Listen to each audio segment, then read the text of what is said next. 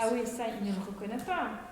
Mon correcteur, quand j'ai écrit sororité, il corrige en sonorité. On n'est pas là pour rien. À fond. Encore tellement de travail. Oui.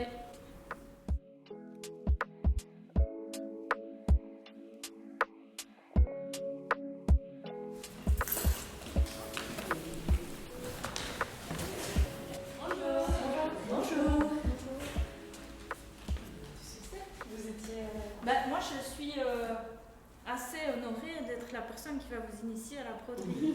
Je dois bien l'avouer. Donc, on est content de pouvoir vous proposer un atelier comme celui-ci et d'avoir une artiste pour nous accompagner pour ce moment un peu particulier qui est à la fois la création textile, mais aussi avec une consonance un peu engagée, vu qu'on avait envie de proposer ça pas très longtemps avant la journée mondiale de lutte pour les droits des femmes.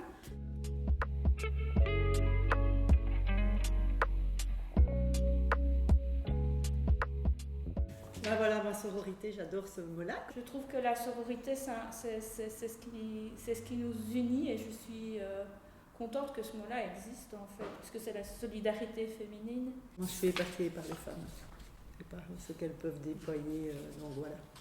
Je me suis dit, si je devais broder quelque chose qui ne concerne que moi, ce serait je suis une artiste et en barrant le femme, parce qu'on ne met jamais je suis un homme artiste et que les femmes dans l'histoire de l'art, elles sont souvent fort oubliées.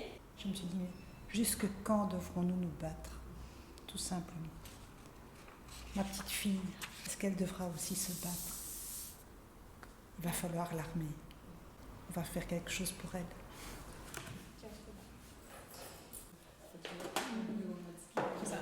Oui, mais même pas tac, tac, tac, tac, tac. Sachez que la broderie, ça prend du temps. C'est quelque chose qui est de l'ordre de la méditation aussi. J'aborde vraiment la broderie et les arts textiles comme un moyen d'expression. Ça peut être sympa de broder dans une... Je sais pas si c'est liberté, joyeuseté, sérénité. Mais je sais pas si c'est pas trop épais. Donc on commence par les C'est quand même épais comme tissu. Ouais. Je me suis dit non, moi ce que j'aime aussi dans le féminisme, c'est le fait que ça soit quelque chose de collectif et qu'on puisse revendiquer des choses pour toutes. Nos esprits de filles et de femmes qui sont un peu embrumés par toutes ces injonctions, souvent tacites en fait, qu'on reçoit depuis qu'on est toute petite et qui fait que ça nous sabote déjà, et au-delà de ça, on s'auto-sabote en fait à travers toutes ces injonctions qu'on a reçues et qui nous ont construit malgré nous en fait. Il faut vous faire confiance et être intuitive dans la façon dont vous allez travailler. Et au début, vous allez dire oh, je suis pas très régulière, mais c'est pas grave. Et justement, il faut être régulier Non. ou pas trop? Non, c'est plus. Ben oui, pas trop. Mais il faut désapprendre en fait certaines choses en même temps que vous appreniez, donc c'est pour ça que c'est gai quand on commence. Ça c'est super aussi, il faut C'est aider à tout ça. De ma maman, héritage. Ça c'est super. Et c'est parfait par rapport à ta phrase aussi. Je pense que l'essentiel du patrimoine est véhiculé par les mères.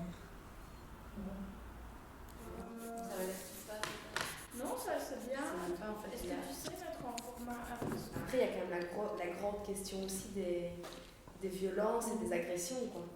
Et il y a ça qui entre dans au-delà même de l'appartenance, de l'intimité. Mais on en revient à la question de base par rapport à ça. Tu ne devrais pas te sentir en insécurité en tant que femme, où que tu sois en fait. Ouais. On a quand même du pain sur la planche. Tout dépend du slogan. Mon corps, mon choix, liberté, égalité, sororité. Qui sème la misère récolte la colère. Non, c'est non. Nos désirs font des ordres. On ne naît pas femme, on le devient. Donc mon slogan c'est no comme notre, bodies are perfect. Pour le jeu de mots avec nobody is perfect. En fait, tous les corps sont parfaits et en même temps on est tous imparfaits, donc c'est un peu un jeu de mots entre les deux. Parce qu'on a tendance à idéaliser le corps de la femme via ce qu'on voit sur les réseaux sociaux ou dans les magazines. Or, on est tous différents et il n'y a pas de corps qui est parfait. Alors moi j'ai brodé Sois toi et t'es belle, pour le jeu de mots évidemment. parce que c'est un tote bag que je vais offrir à ma fille qui a 16 ans.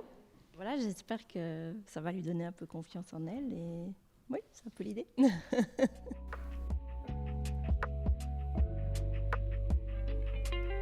C'était Les Voix de Passage 2023, un podcast produit par le Centre culturel de Dizon.